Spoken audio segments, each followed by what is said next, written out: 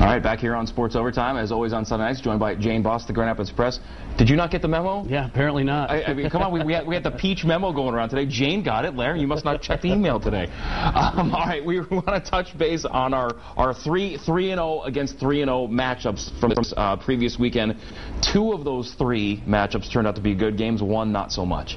Well, I was at the Grand Haven West Idaho game, and truly that was a wonderful game. I mean, 14-13 Grand Haven, just like they did a week ago against Muskegon with a 14-13 game.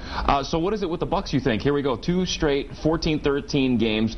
They're still unbeaten and doing it by the slimmest of margins. Well, you know, it's the whole thing about defense. I mean, the OK Red, you always think high-scoring games, lots of stuff happening, but Grand Haven's playing really tough defense. They're limiting their opponents, and I think that is the key right now to what Grand Haven's doing. And from that score to 50-40, Eastern over Hastings, what surprised you about that? I mean, both teams seem to be surprising when the year started. Well, I heard how many yards they put up. I mean, it was amazing. Forest Hills Eastern had, what, almost 500 yards in total offense? I saw maybe 300 yards total offense between 2 teams. I mean, it was an amazing game, Forest Hills Eastern. They must have been really fun to watch, a lot of scoring. I was talking to both those coaches before the game, Tim Gibson, Fred Rademacher, about, because each went into that game 3-0, but at the same time, each wasn't really sure where they stood because they haven't really played the meat of the schedule yet, so now they thought Friday would be a good test. 50-40 with Forest Hills Eastern with the win.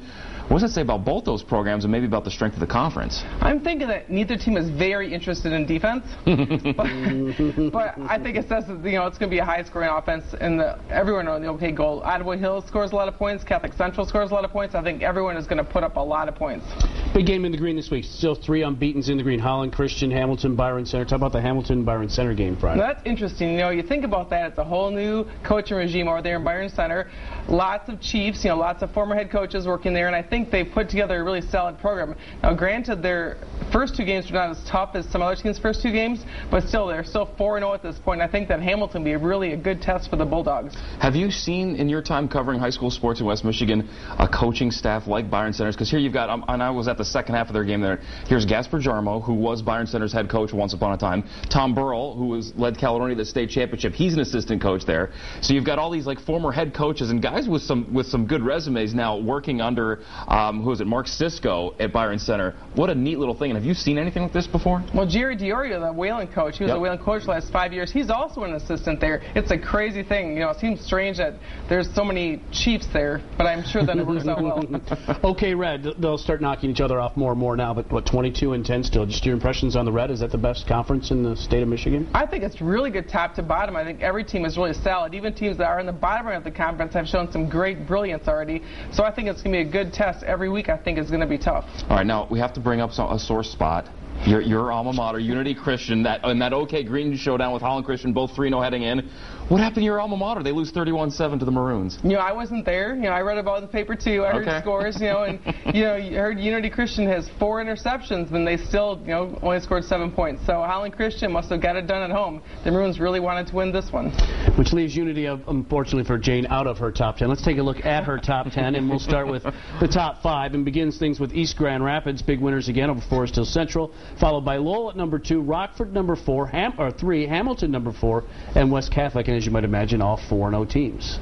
West Catholic, I know that they had a huge win over Forest Hills Northern, but they lost their quarterback. He did not play the whole time. Nick Ford was not there in the game. I'm not sure what his status is going to be like. Obviously, Luke Beitendijk did Lance, I'm sorry, I got the wrong brother.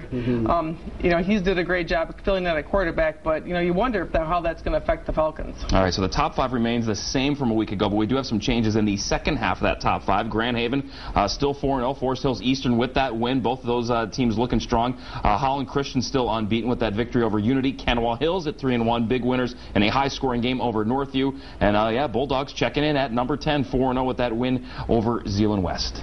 Kanawha Hills, I wanted to put them in the top 10. Their only loss was to East Grand Rapids, and I truly think that they deserve to be up there right now. I think that they're playing tough, and I think that they're going to roll through that OK Black Conference. All right, so now Larry and I have to interject our teams that we're going to sneak to 2A and 4A and 6A. We've got to put Mendon in there.